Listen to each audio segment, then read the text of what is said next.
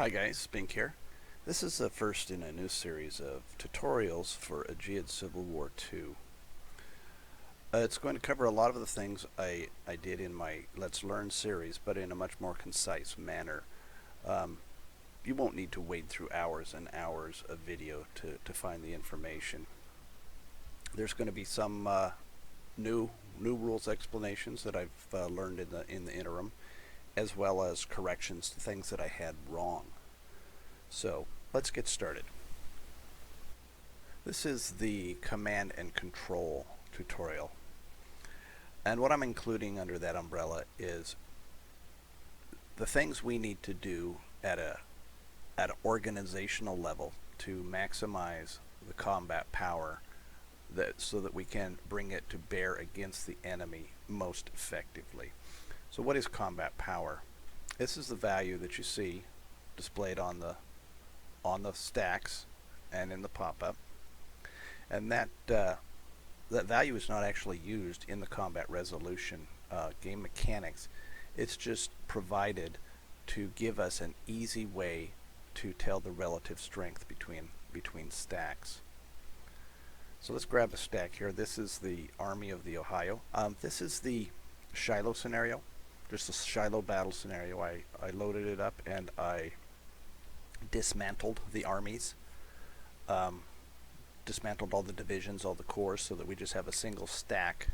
Each of these armies is composed of a single stack of all their units, and we can see the combat power that is displayed and what effects it's going to have on it as we build the armies back up using divisions and corps. We'll start at the unit level. It's important to know the difference between a stack, a unit, and an element, because certain effects, game effects, and abilities take effect at different levels. What we see on the map, those are stacks, and they correspond to these tabs that we have here. All of the stacks within a region will be represented by a tab, even if in some cases when they're inside a building or inside a structure, a city, they won't display on the map unless their tab is selected. Each stack is composed of from one to many units, and each unit is composed of from one to many elements. These are your elements off here. In this case, these are infantry brigades or infantry regiments and a cavalry regiment. The combat power of the unit is modified by, well, first of all, the combat power is calculated from the various elements. Certain combat units, if they've got more elements in there, for instance, or different types of elements, they'll have a higher combat power. So let's look at this unit here. He's composed of 2 infantry regiments and a sharpshooter company. Whereas we look at, say, this unit that also contains 3 elements. He's composed of a line infantry regiment, a conscript infantry regiment, and a cavalry regiment, but his combat power is quite a bit lower than this regiment over here, and that's primarily, I think, because these are all trained units, and over here we have a conscript infantry and we have a conscript cavalry, so they're not going to be as effective, and they're not going to be able to provide as high of a combat power. So let's go back to our unit here, our unit in a stack, this stack. What affects the combat power of the unit is these 2 bars down here. These are what's going to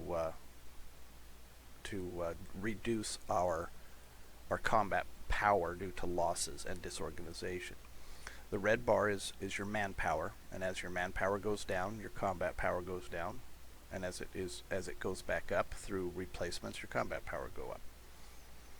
The cohesion represents your disorganization level of the unit, and you will gain what are called cohesion hits when you move, when you engage in combat, certain terrain and weather hits, weather effects.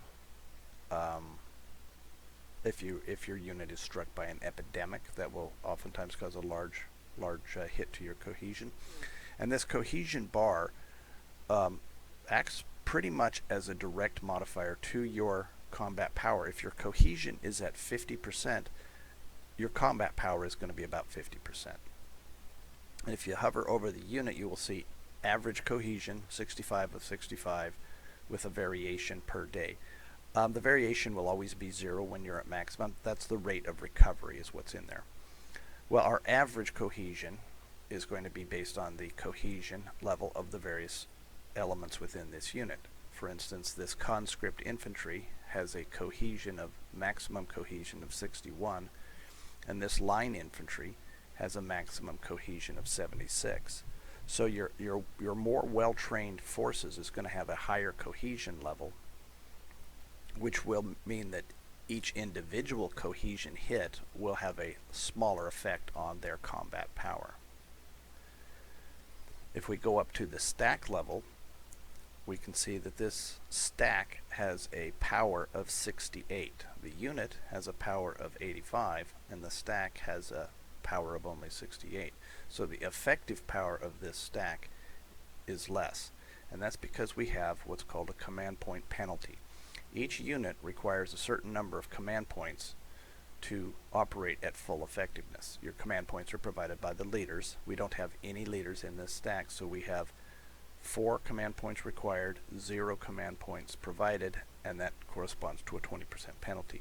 You get a 5% penalty for each command point that you're lacking, and that maxes out at 35%. So let's grab another one of these brigades and stick it in with this guy. We'll see we now are missing 8 command points. We're short 8 command points, and our command point penalty still is only 35% because that's the maximum. So we could have this unit or this stack full of units. We could have 100 units in here, and that's still only going to show a 35% penalty.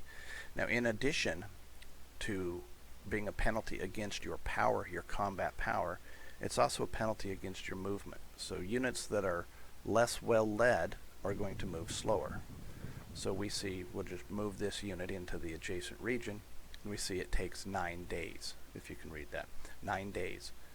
And that's with a command point penalty of 35%. Well, let's grab this regiment or this brigade out of here and put him back and see what effect that has on this stack now, because we're back down to our 20% penalty. Well, now it's down to 7 days. So this unit, this stack with a lower command point penalty, is moving quicker. Let's take a brief look at how movement affects cohesion and how that cohesion affects your combat power. This brigade that we've been looking at here, we're going to move him into this next region. It's going to take him 7 days to get there. Now, these 7 days he's spent marching will incur cohesion hits based on the terrain of the region we're entering on. The development level of the region comes into play. The more civilized, the more clear, the more infrastructure. Not only will you move faster, you'll take a lower cohesion hit than if you were moving into a region, say, that had a lower level of development. So let's move him to here. And the additional days here, there's 15 days in a turn. The days that he is not spending moving will be spent recovering the cohesion hits that he took from his movement. So let's grab another one of these units, and let's send him down here. Now, down here in Humphreys, Tennessee, we have mud, we have hills, and we're crossing this river, and it's going to take him 17 days. So he's going to spend his entire turn during this movement, and he won't actually arrive until the turn after. But let's look at what effect this has on our cohesion. We'll just run the turn. I have the AI turned off. So there. This unit that only moved for 7 days, as you can see, his cohesion is still at maximum. So whatever cohesion hits this unit took were recovered through the remainder of the turn that this unit spent not moving. The other unit, however, he's still not arrived at his destination. He spent the entire turn in movement and did not spend any time in recovery. So if we look at this unit's average cohesion, it's at 37. And you can see that his combat power is only 49 as compared to the other units, which was 86. So this is something you want to take into account when you're moving into combat. If you're spending many days moving, you may need to spend a turn or two recovering your cohesion before you move into the attack, or you can be attacking at a sizable disadvantage. Now you recover the cohesion. You'll see here if you hover over, we'll have this variation, and that tells you how many cohesion points it is recovering in each day of the turn. In this case, we see about one per day. If we were to put the unit on passive, you'll see that moves up to 1.96. Now your recovery increases with the least amount of action that you're doing in the turn. So you take them out of combat, you don't move them, you put them in passive, and you put them inside a structure, and that will give you your highest cohesion recovery rate. Now, the tactical situation may be such that you can't do that, and you may be required to leave them in perhaps a defensive stance while they recover their cohesion just due to what the enemy is doing. But you need to understand what effect that has on their cohesion recovery. Now, where do we get our command points? Leaders, obviously. Each leader will provide a certain number of command points based on his rank. Brigadier generals will provide 4 command points, major generals will provide 8 command points, and lieutenant generals will provide 12 command points. An easy way to remember that is they will provide 4 command points per star of their rank. Now this maxes out at 16 points. Regardless of however many leaders you have, you will never have more than 16 points comprised just of the leader points. Now there are bonuses you can get from various abilities and whatnot, but at the basic you'll just see 16 points, and we'll see this right here, 16 points. If you take the leaders, say let's grab Mr. Johnson here and put him with our brigade. So we take our 4, we should have 4 command points for us having a brigadier general. Well, we look over here and it's only 2.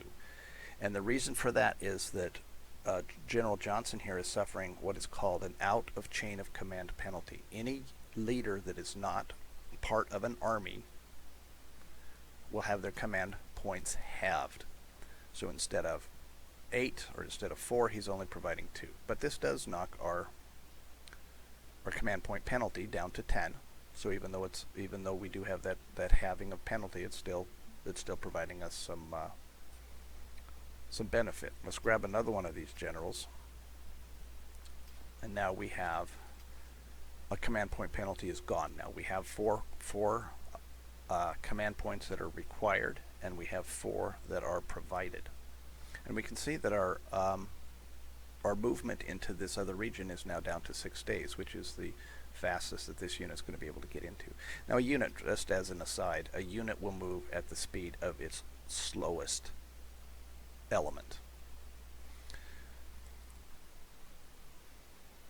So let's look what effect this has on our combat power. Our effective combat power for this stack is up to 93 now. So that's actually higher than the combat power of the individual unit. And the reason for that is that in addition to providing command points of the leader of the stack, the leftmost senior leader will provide bonuses to the combat power of the unit based on his command ratings. And the command ratings of this unit is 311, and that is the strategic rating, his offensive rating, and his defensive rating. I haven't found any information that spells out exactly what effect the different ratings have on that combat power value, but they do increase it.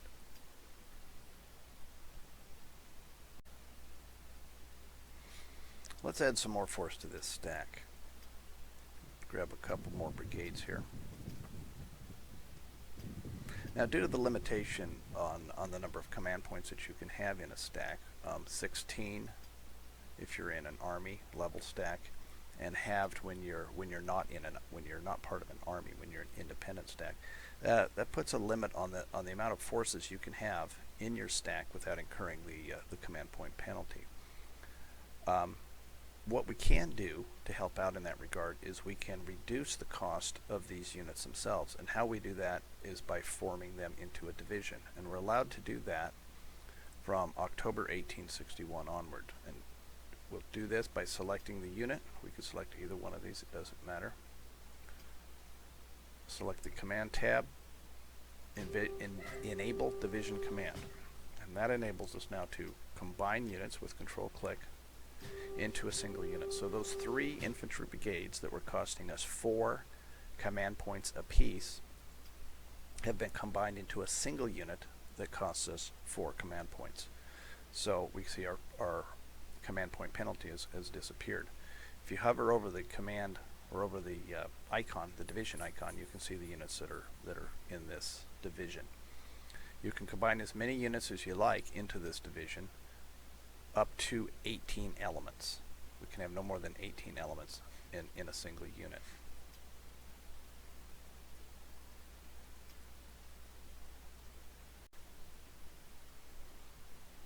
Okay, so let's grab a 2-star general, Crittenden here, out of Buell's army and add it to our independent stack.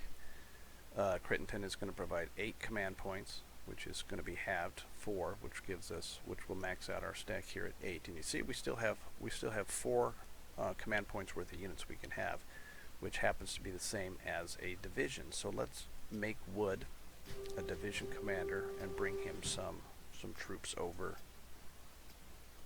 from Buell's army. We'll combine, whoops, let's not bring Buell.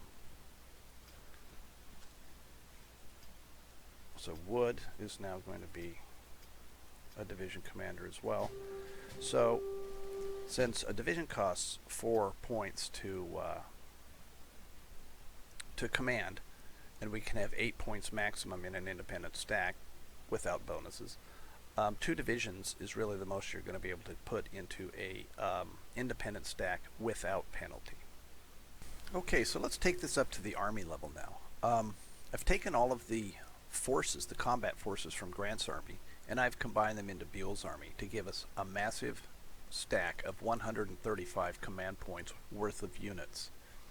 Now let's make some divisions to reduce this command point cost as much as we can and see what that gives us. Right now we're looking at 2,755 is Buell's combat power, and that's with our 35% penalty. Okay, so I've taken all the combat units from this stack and I've combined them into these 8 divisions.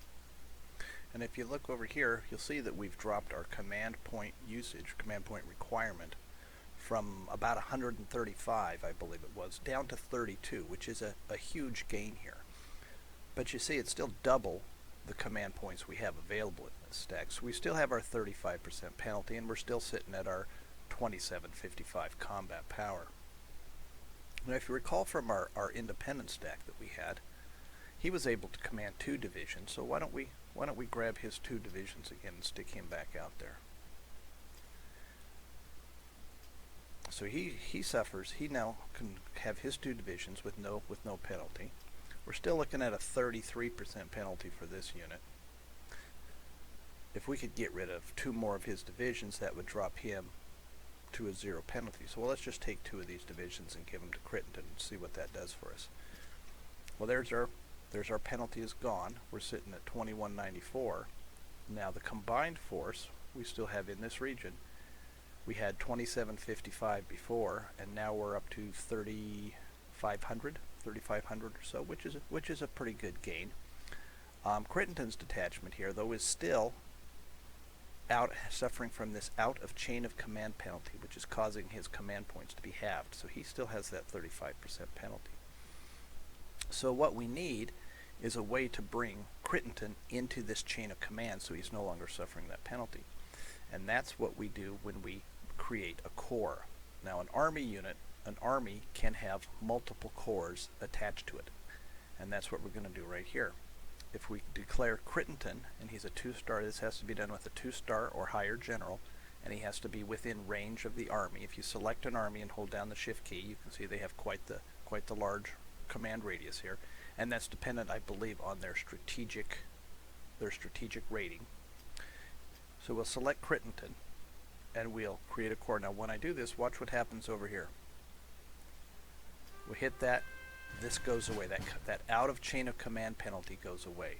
And so now our 2755 power worth of units is sitting here at 4,200 points. So we've gained a good chunk of that. We don't have any penalties on these at all. And we've also gained the flexibility of being able to take these out of just the same region and spread them out without suffering those out of chain of command penalties that we would through having independent units. Now one of the things that changes when you form cores is the rules say that a army stack cannot initiate combat. And I think that means after you've formed a core, because I think if we don't have cores, I think we've seen that you can actually initiate combat with an army. So I think that applies once you've formed a core. And it says the army stack cannot initiate combat. And so it becomes more of a support unit for you. An army unit, the army stack, is more likely to provide reinforcements to one of his cores that are in a combat, and any combat units that are in that army stack will be fed in as reinforcements. Now, if you have multiple cores, let's go ahead and do that. Let's take Wallace and take the other 4 divisions, and we'll make a second core here. Turn him into a core. If you have multiple cores in the same region, multiple cores from the same army in the same region, they are more likely to cooperate and reinforce each other than if they were independent. So if we were attacked in this region by an enemy force, the 2 cores are more likely to both be engaged against that force than if they were independent stacks.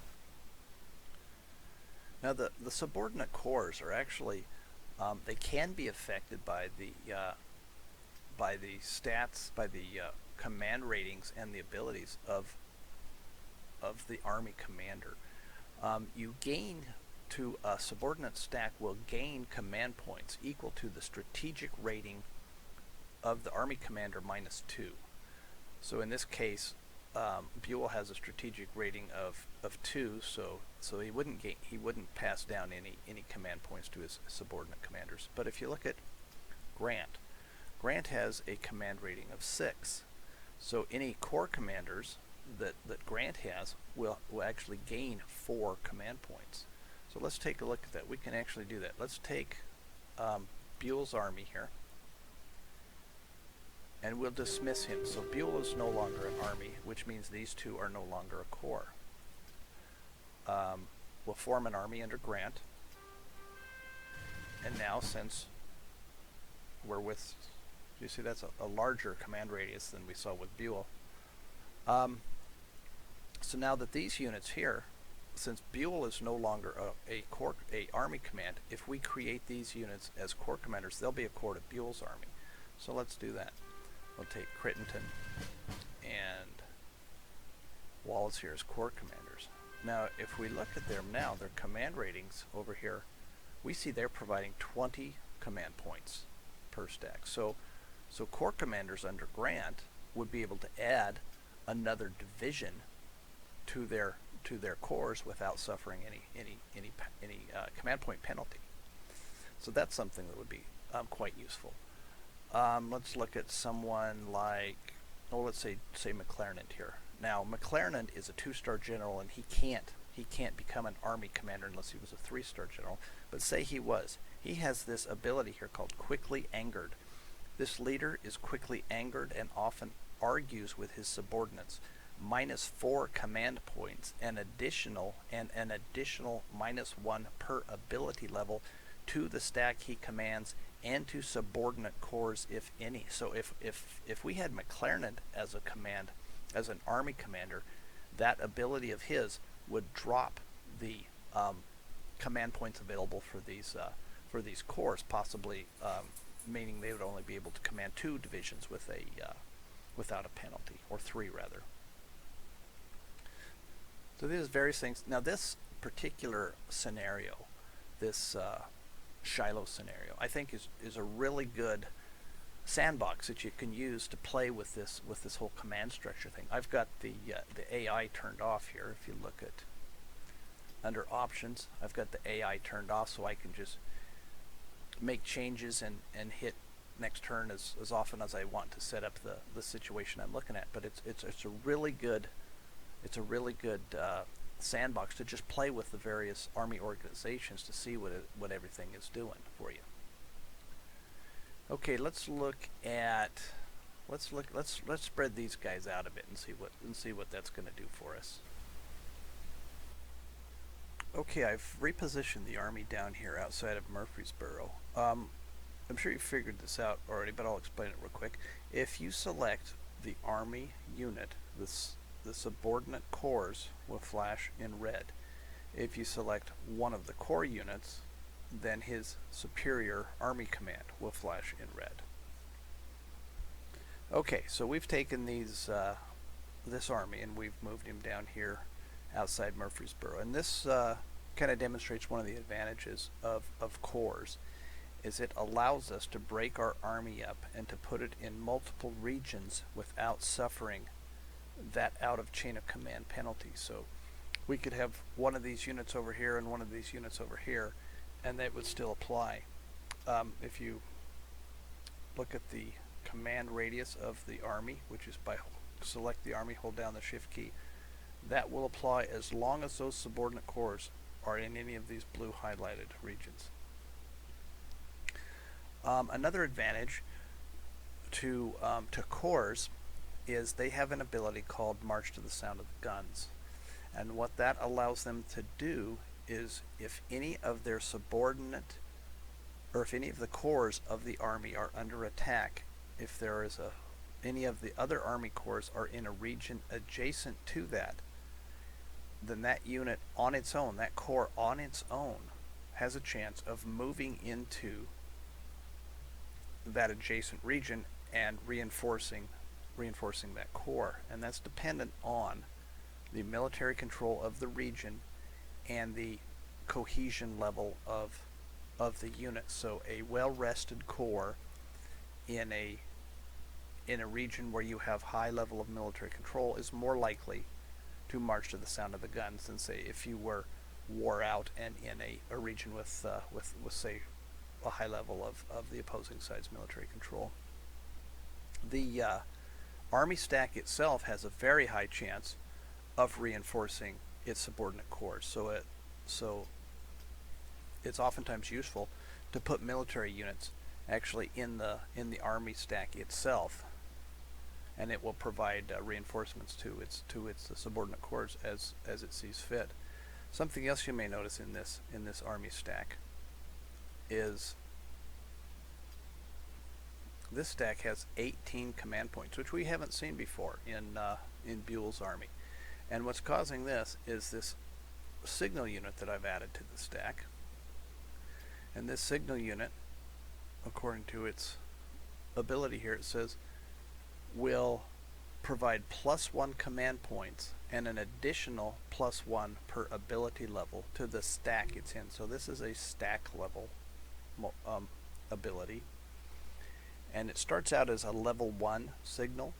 Presumably this unit can gain experience, and perhaps that ability level can go up to more than 1, and he can provide more than 2 command points. I haven't seen that happen, but I don't know that it can't. And this doesn't have to be in an Army stack. You can put this in any stack to gain 2 additional command points, and these are constructed during in the normal recruitment menus. Another thing the core structure allows us to do is it gives us access to this command, Synchronised Movement. And what this does is any elements of the Army that start in the same region and move to the same region will arrive in that region at the same time, and that is at the speed of the slowest corps.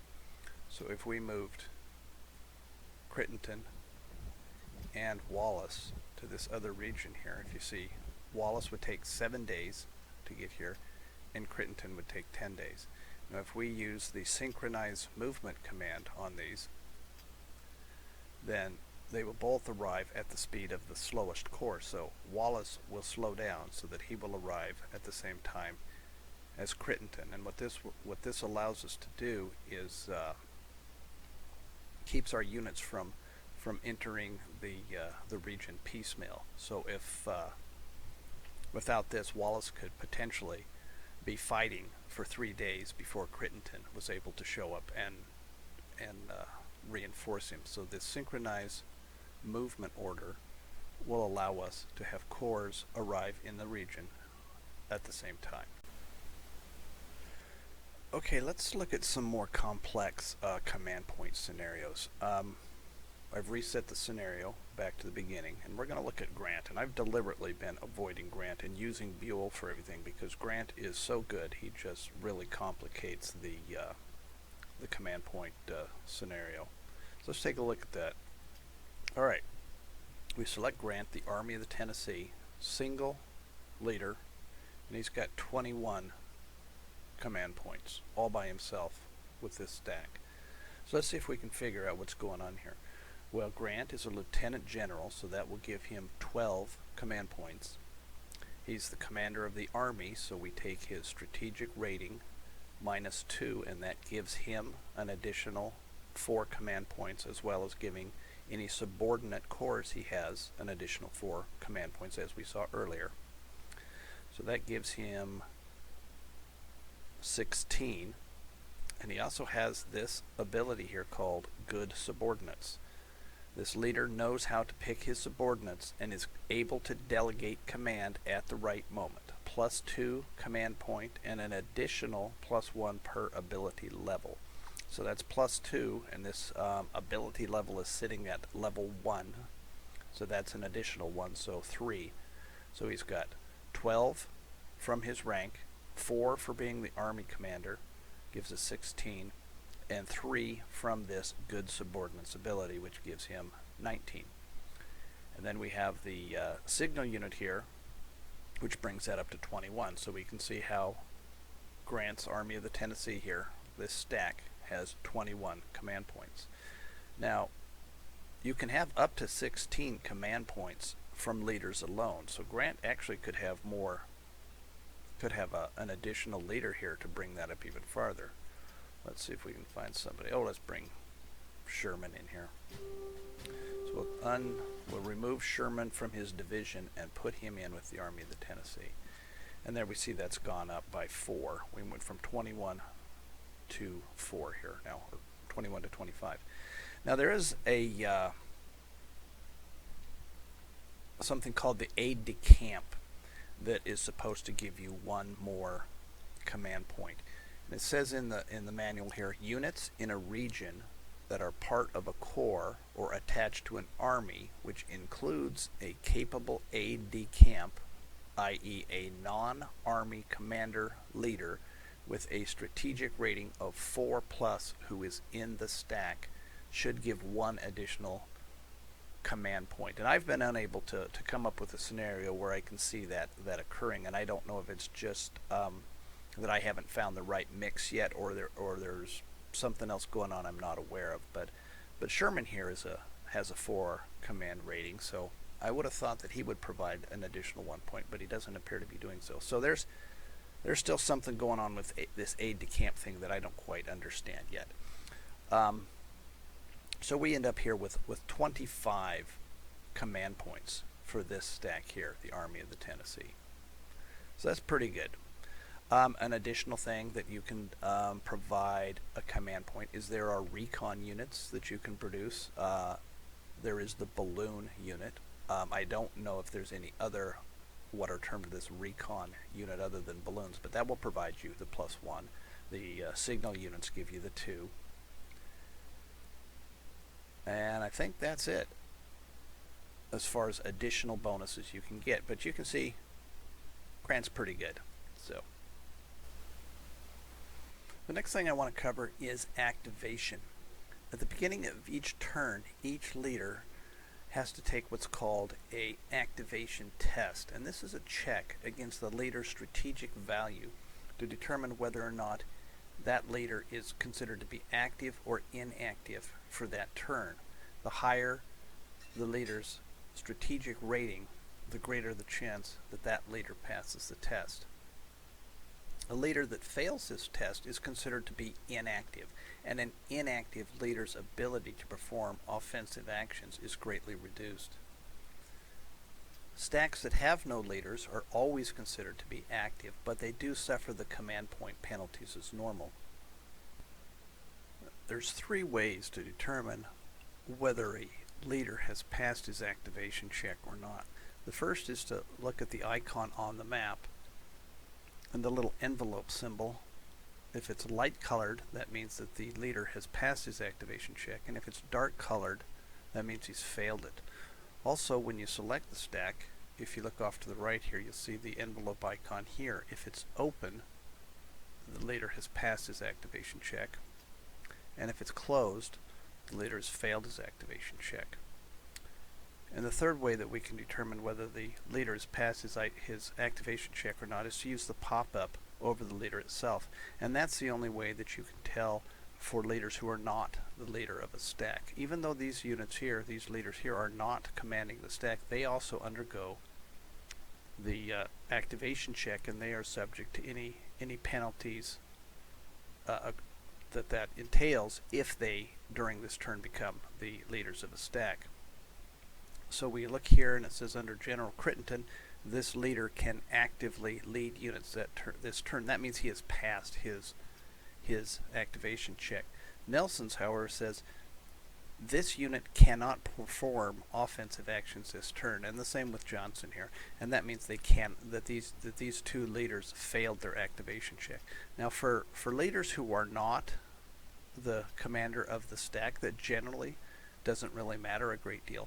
But if we look at if we wanted to make either of these 2 leaders a division commander, we can't do that if they were not active this turn. Whereas McCook is active, so we could make him a divisional commander. Nelson and Johnson, we cannot. The penalties for failing your activation check, there's 3 of them.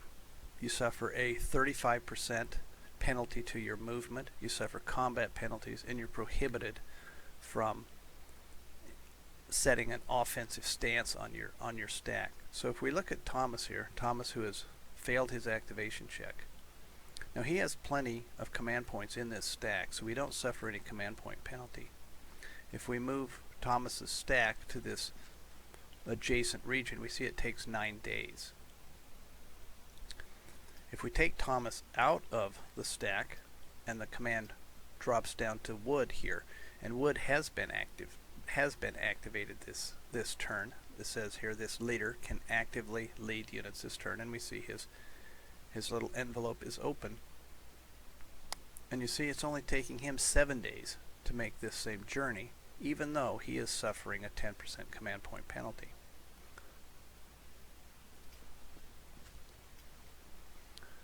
A second penalty that inactive leaders get is they suffer a combat penalty if they're in hostile territory. And what that means is if they are in a region where the opposing side has the higher military control. So for instance, here we have 100% military control. Even if we were inactive, we would not suffer a combat penalty. But if this unit, let's take Thomas for example, if we were to move Thomas into this adjacent region this turn, he will suffer a combat penalty based on how much military control the opposing side has, and that will be equal to the percentage over 50% that the opposing side has. So if the opposing side has 60% military control, we would suffer a 10% combat penalty. If they have 80% military control, we would suffer a 30% combat penalty, and that maxes out at 35%. So this really cuts down on the ability of inactive leaders to engage in offensive combat. Additionally, if a leader fails his activation check, he's prohibited from changing his stance to an offensive stance here. We have passive, defensive, offensive, assault. So if the leader has failed his activation test, he'll only be allowed to put passive and defensive postures in. Now the postures themselves, the tooltips explain those really well, so I'm not going to go into them in a great deal of detail. The defensive posture means you're going to just sit in the region and take advantage of your entrenchments and your terrain bonuses, and wait to accept an attack. If you're on the offensive posture, any enemy unit that comes in, you're going to just attack them immediately, and you are not going to get the advantage of your entrenchments or any terrain bonus you get. The assault posture, let's grab a guy that we can actually put it on here. The assault posture here bears a little bit of explanation. It's really no different than the offensive posture, except for one thing. If you're in a region that has an enemy-controlled city that has a garrison, so you're besieging the city, if you're on an assault posture, you will actually assault that city in the turn. Whereas if you merely had an offensive posture, you're just going to continue to besiege it. And as far as I know, there is no difference in having an assault posture during a field battle. The passive posture, this is the posture where you're not preparing to attack and you're not preparing to defend. You are basically in your camps in a recovery mode. So this is the posture you want to be in while you're trying to recover cohesion losses that you may have taken due to a battle or a harsh winter or whatnot. That will be your greatest cohesion recovery posture. It also increases the chances that you will retreat before combat. But if you do engage in combat, if you are caught in a passive posture, you're going to take some penalties. Now the bottom row here, basically these just determine how much damage you're going to take before you start to retreat, or actually how many combat rounds you're going to engage in before you start to retreat if things are going poorly. So if you take the all-out attack rule of engagement, these are called. If you take the all-out attack one, you're going to not try to retreat during the first 2 rounds of battle, even if you're losing. And your retreat chance will be reduced for the rest of the battle, and the losses will be increased on both sides, but especially on your side. This one's just the normal one. If you go to the next lower one, it's a conservative attack. That means you're going to call off the attack sooner than you would with the normal rules, and that's unless you're actually winning quite handily, and then it won't. And then the bottom one, the green one, this is the feint or probe one. This will call off the attack the quickest, and these have the same counterpart to them if you're on a defensive stance. So the red one is the hold at all costs. So you will not retreat with this rule of engagement.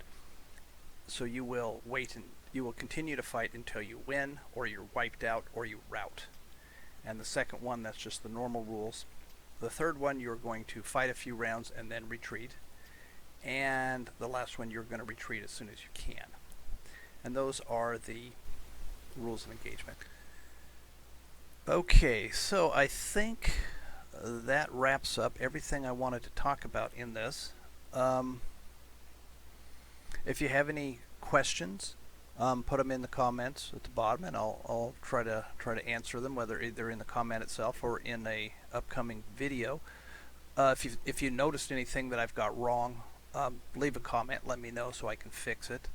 Or if you have any things you'd like me to cover, I'm going to do a supply one. Certainly, I'm going to do one over production. Basically, the things that were in my Let's Learn, I'm going to take out subject matter and do a standalone tutorial for those sorts of things. So production is going to happen, blockades are going to happen, supply is going to happen. But if there's something else you want me to cover, or got a question that I might be able to answer, throw it in a comment, and I'll do my best to answer it. And with that, I think we're done.